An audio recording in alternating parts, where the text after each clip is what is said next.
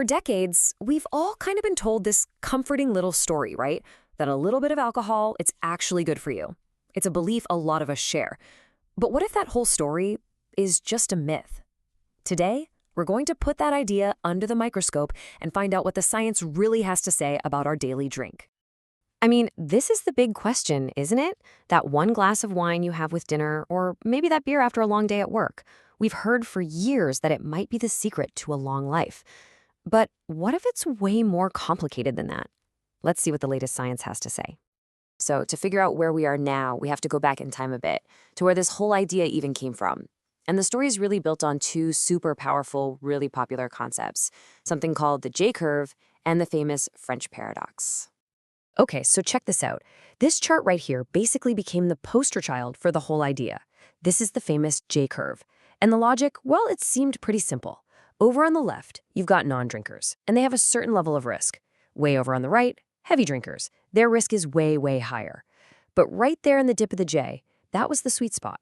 That was for the moderate drinkers, 1 or 2 drinks a day, who looked like they had a lower risk of death than people who drank nothing at all.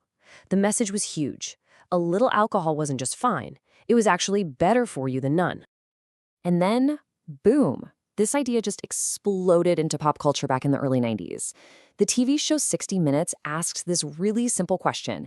How come the French, who eat tons of cheese and butter, have fewer heart attacks? And the answer they gave? It was all that red wine they drink. This French paradox was just so compelling, and U.S. wine sales shot through the roof. The idea of a healthy drink was officially born. But here's the thing. Even while this became common knowledge, some scientists started to go, wait a minute. They started pulling at the little threads of these studies, and the whole story, it just started to fall apart. Turns out this comforting myth had some pretty serious problems.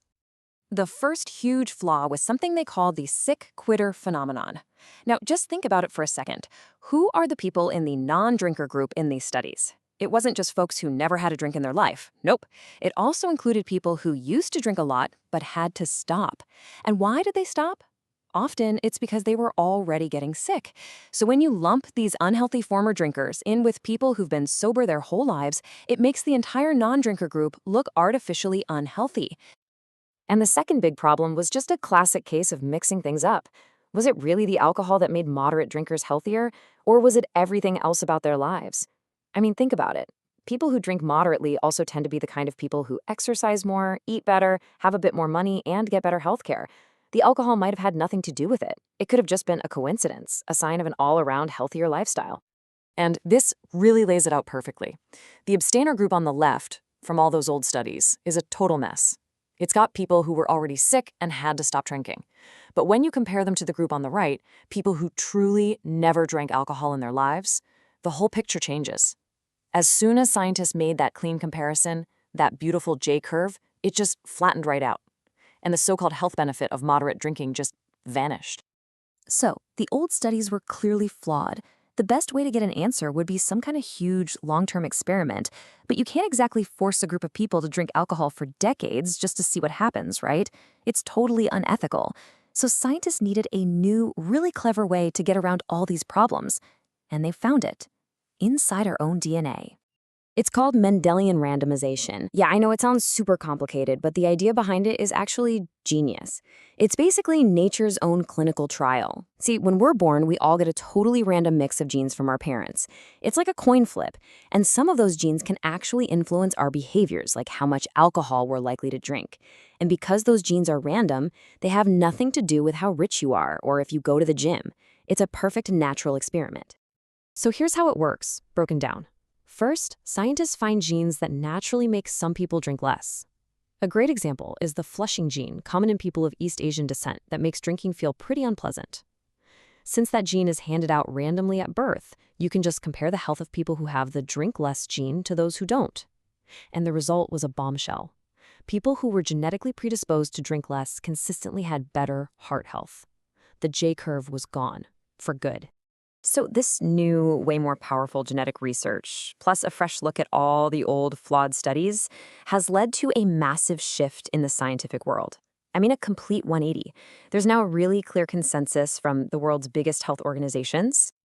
Let's just start with the big one, the World Health Organization.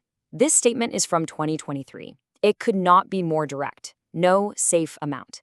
That is a world away from the message we were all hearing just a decade or two ago. And it's not just them.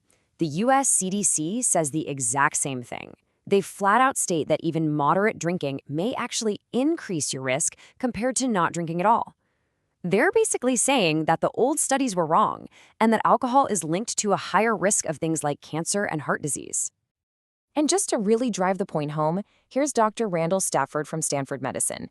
He just calls the idea that moderate drinking is good for you outdated.